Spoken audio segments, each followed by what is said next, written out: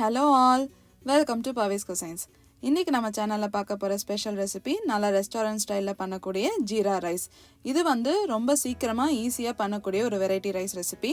இது பண்றதுக்கு நான் இன்னைக்கு 2 கப் போல பாஸ்மதி ரைஸை நல்லா வாஷ் பண்ணி ஒரு 5 நிமிஷம் போல ஊற வச்சிருக்கேன்.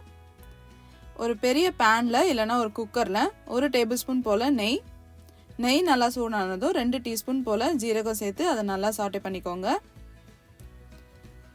ஜீரகம் நல்லா வறுந்ததும் அது கூடவே நம்ம ஊற வச்சிருந்த அரிசியை சேர்த்துடலாம்.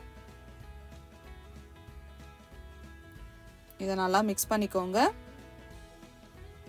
மிக்ஸ் பண்ணினதும் நான் இன்னைக்கு 2 கப் போல ரைஸ் சேர்த்திருக்கேன். அதனால 4 கப் தண்ணி சேர்த்து தேவையான அளவு உப்பு சேர்த்துட்டு நல்லா மிக்ஸ் பண்ணிக்கோங்க. இப்போ இது ஒரு மூடி போட்டு 10 நிமிஷம் வரைக்கும் நல்லா குக் பண்ணிடலாம்.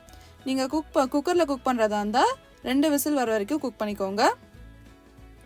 இப்போ பாருங்கள் அரிசி எவ்வளோ நல்லா வெந்து சூப்பராக வந்துடுச்சு.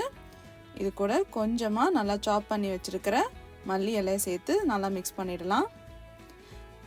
அவ்வளோதான், நல்லா சுவையான ஈஸியான ஜீரா ரைஸ் ரொம்ப ஈஸியாக சிம்பிளாக ரெடி ஆகிடுச்சு. உங்களுக்கு இந்த ரெசிபி பிடிச்சிருக்குன்னா நீங்களும் ட்ரை பண்ணி பார்த்துட்டு எப்படி இருக்குன்னு எனக்கு கமெண்ட் பண்ணுங்கள்.